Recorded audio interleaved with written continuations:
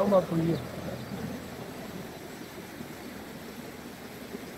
Pour le soutien, Seigneur, tu pries. Merci, mon Dieu, nous te disons merci, Seigneur. Merci, mon Dieu, pour ta présence, Seigneur, tu pries. Merci, mon Dieu, nous te disons merci.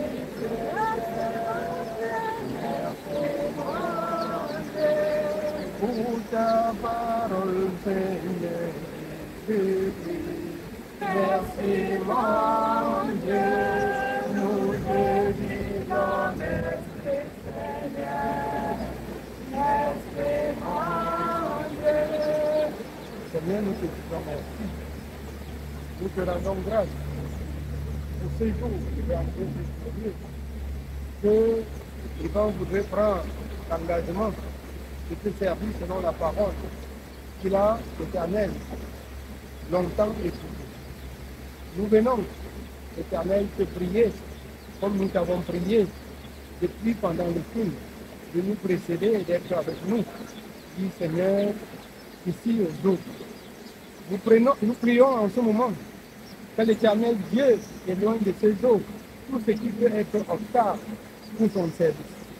L'Éternel a créé toutes choses bonnes pour sa Torah, comme ces eaux pour rendre son service. Nous bénissons l'Éternel de cet endroit qu'il a disposé pour accomplir ce ministère.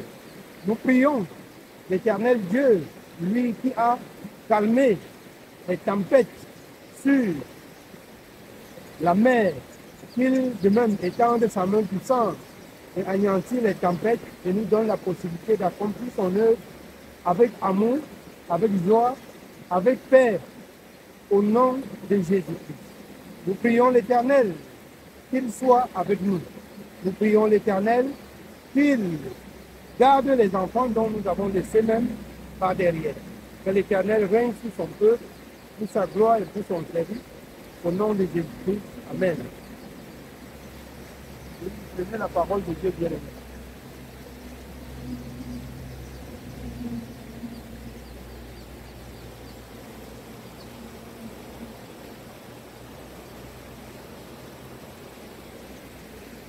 Lisez dans 1 Jean 1. 1 Jean 1 à partir du verset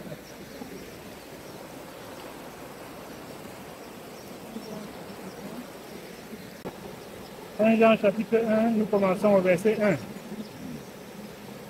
Ce qui était dès le commencement, ce que nous avons entendu, ce que nous avons vu de nos yeux, ce que nous avons contemplé et que nous mêmes avons touché concernant la parole de vie. Ah, la vie a été manifestée et nous l'avons vue et nous lui rendons témoignage.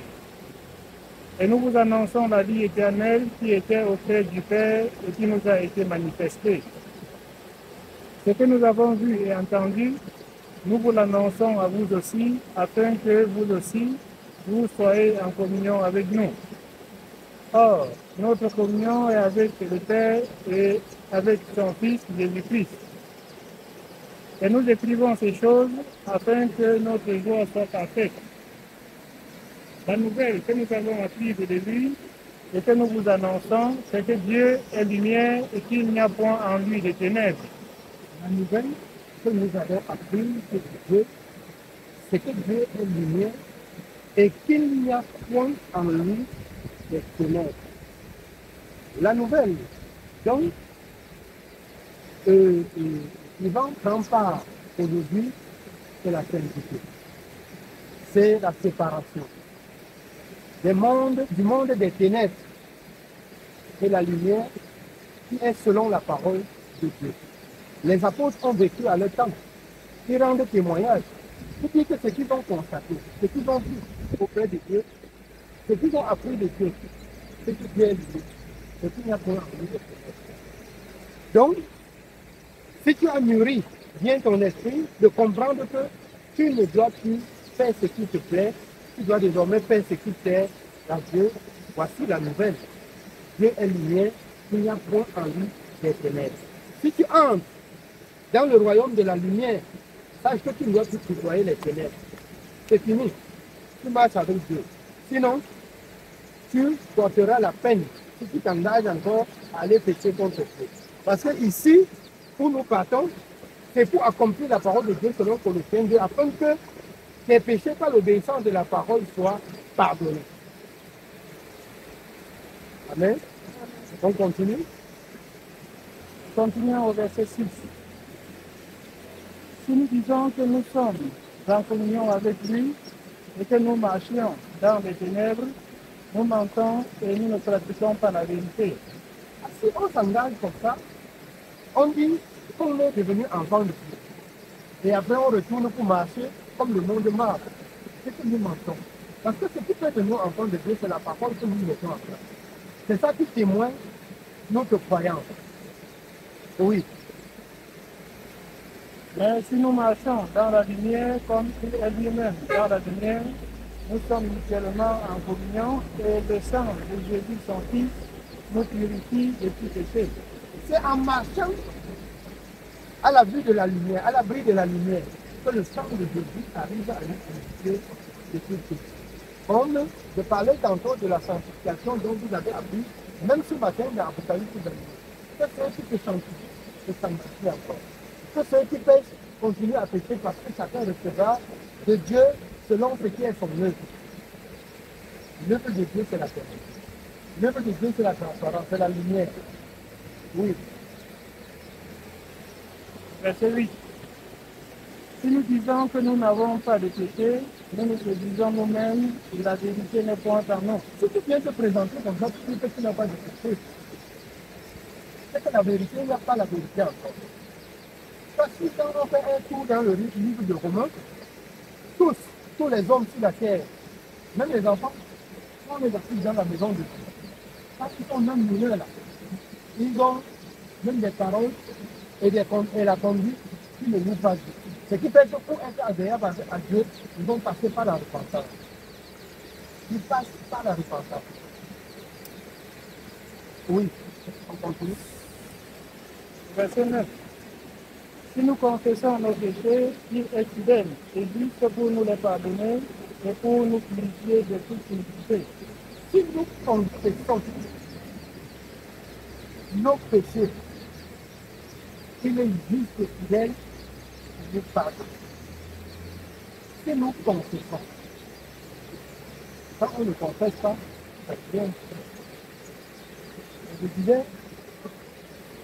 dans les enseignements que beaucoup pensent contre Dieu, ils prennent le temps de dire qu'ils viennent, et qu'ils prient, et qu'ils ont la capacité, qu'ils ont pour dire Dieu leur pardonne.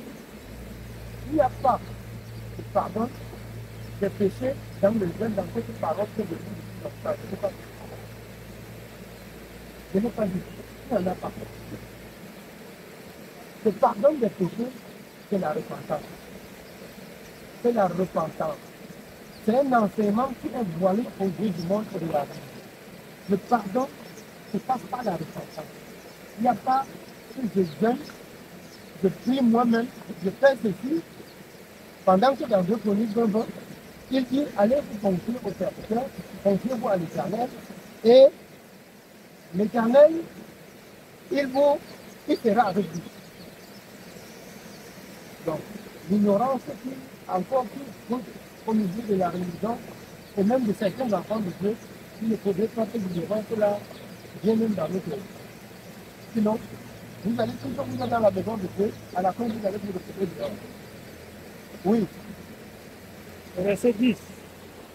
Si nous disons que nous n'avons pas péché, nous le faisons menteur et sa parole n'est point en nous.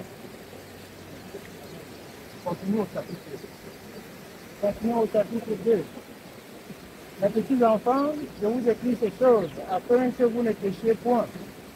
Ce chose que nous écoutons, c'est afin que nous ne péchions point. Je le dis comme tu l'as fait. C'est fini. Et si quelqu'un a péché, nous avons un avocat auprès du Père, de Christ et de Jésus.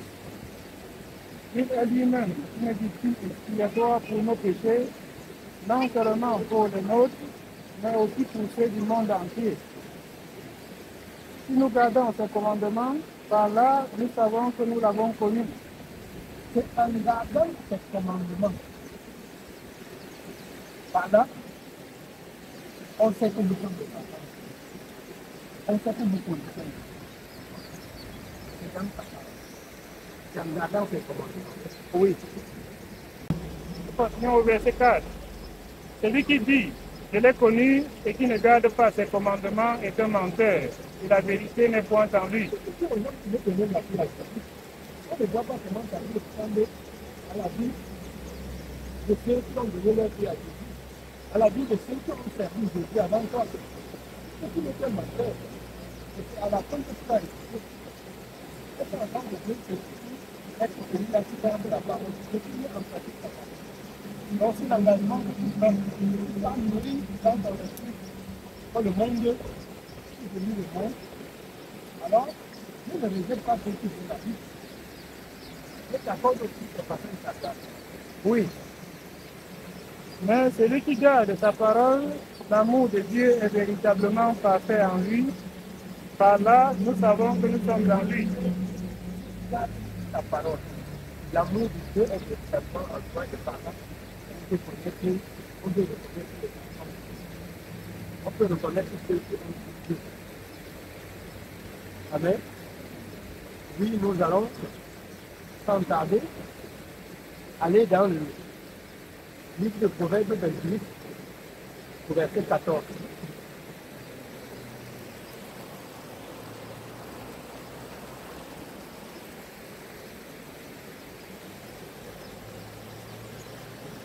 Proverbe 28, verset 14. Proverbe chapitre 28 au verset 14. Heureux l'homme qui est continuellement dans la crainte. Heureux l'homme qui est continuellement, ne commencez pas aujourd'hui et demain qui n'est plus dans la crainte. Heureux l'homme qui est continuellement dans la crainte. Comme tu commences aujourd'hui là, il faut continuer dans la crainte. C'est là qu'on obtient le salut et la vie éternelle. Heureux l'homme qui est continuellement dans la crainte. Oui. Mais celui qui endurcit son cœur tombe dans le malheur. Comme un lion rugissant et un ours affamé, ainsi est le méchant qui domine sur un peuple pauvre. Amen. Nous pouvons prendre Job 31, 33. Job chapitre 31 au verset 33. Si, comme les hommes, j'ai caché mes transgressions et renfermé mes iniquités dans mon sein, parce que j'avais peur de la multitude, parce que je craignais le mépris des familles, maintenant à l'écart et n'osant franchir ma porte. Oh, qui me fera trouver quelqu'un qui m'écoute? Un péché. Voici ce que Dieu passe un péché. Parce que tu as fait, parce que tu as honte, parce qu'on va connaître ce que tu as fait, Dieu ne te pardonnera pas. Dieu ne te pardonnera pas.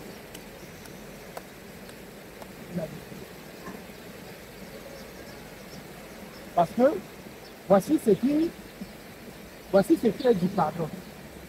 Lisez Colossiens 2 à partir du verset 12. Lisons Colossiens chapitre 2, à partir du verset 12.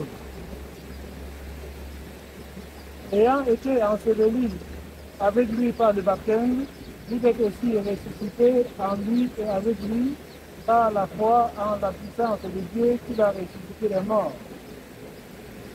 Vous qui étiez morts par vos offenses et par l'incirconcision de votre chair, il vous a rendu à la vie avec lui, en nous faisant grâce pour toutes nos offenses.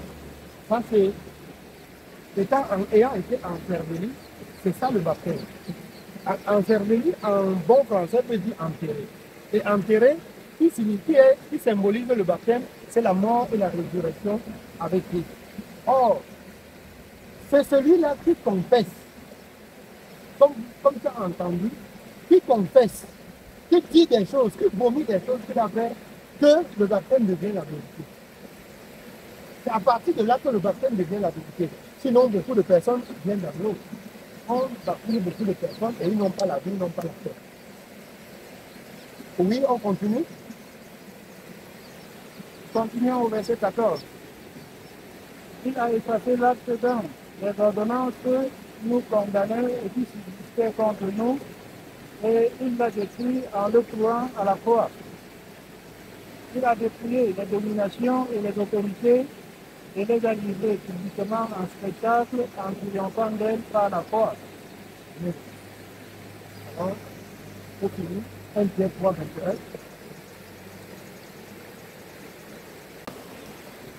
21. 1 Pierre chapitre 3, verset 21. 1 Pierre chapitre 3, verset 21, il est écrit: cette eau était une figure du baptême qui n'est pas la purification des cellules du corps, mais l'engagement d'une bonne conscience envers Dieu, et qui maintenant vous sauve, vous aussi, par la résurrection de Jésus-Christ. Ce n'est pas la purification. C'est pas que tu parles là, j'invoque le Seigneur et le Seigneur te lave.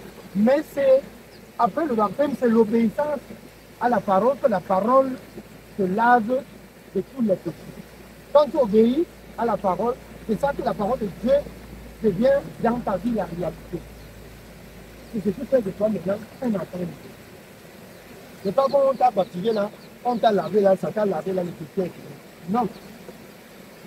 Il faut maintenant que tu lui résistes. Tu résistes au péché pour faire la volonté de Dieu et la parole de Dieu devient la réalité dans ta vie. Et tu deviens un homme saint. Oui. Cette eau était une figure du baptême qui n'est pas la purification des cellules du corps, mais l'engagement d'une bonne conscience envers Dieu et qui maintenant vous sauve, vous aussi, par la résurrection de Jésus-Christ, qui est à la droite de Dieu depuis qu'il est allé au ciel, et que les anges, les autorités et les puissances lui ont été soumis.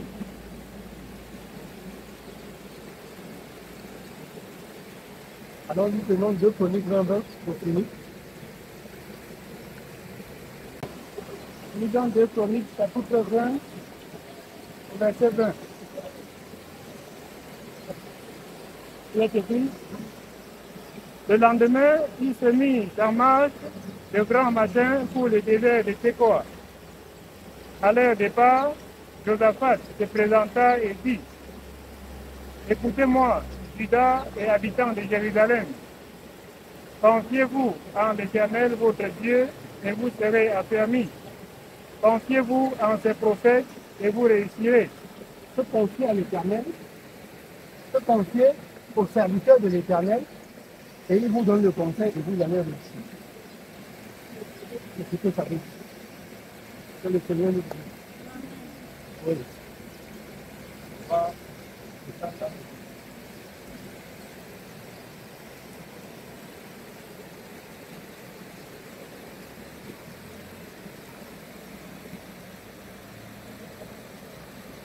D'abord,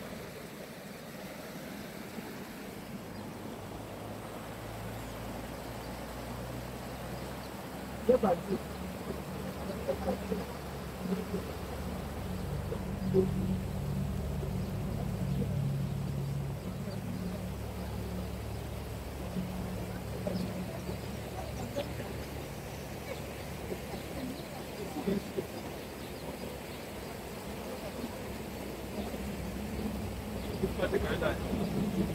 On va faire les tailles la plus faite.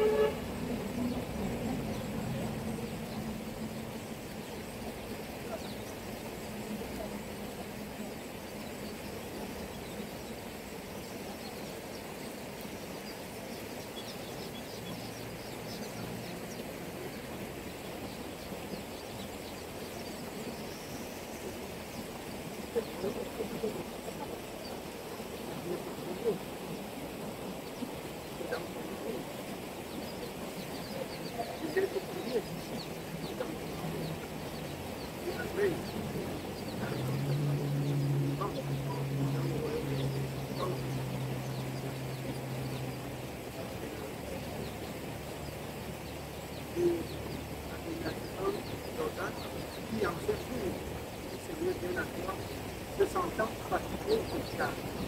Je prie que cela soit appuyé dans notre communauté pour le pardon de ces sociétés et de ta voix, au nom de Jésus.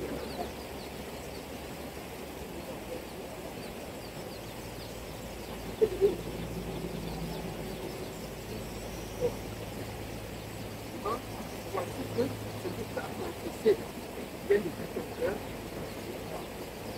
Et donc, voici que Jésus-Christ est mort sur la croix pour toi et pour nous dans la vie éternelle. Et donc, voici que comme tu as confessé tes péchés devant le Seigneur, que tu as abandonné. Et donc, voici que l'engagement que tu as pris devant le Seigneur est sincère. Voici que ça vient de tout ton cœur. Si tu crois.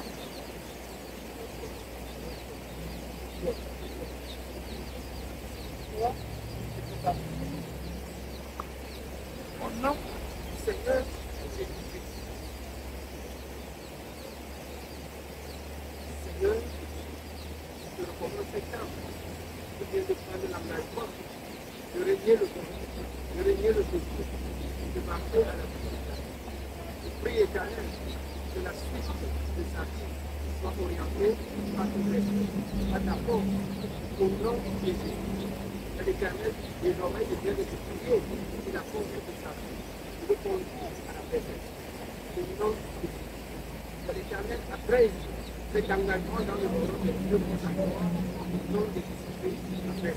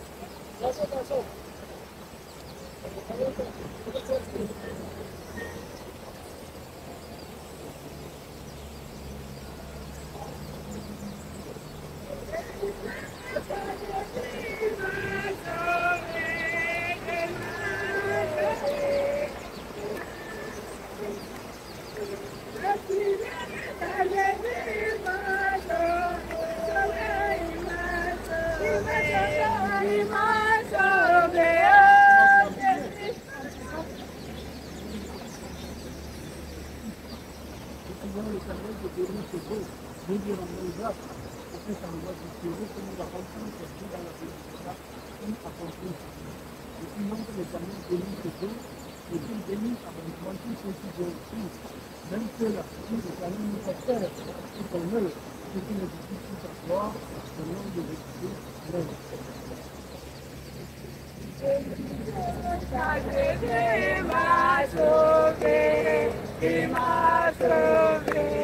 Il m'a sauvé, je suis élève, Jésus m'a sauvé, je chanterai son nom.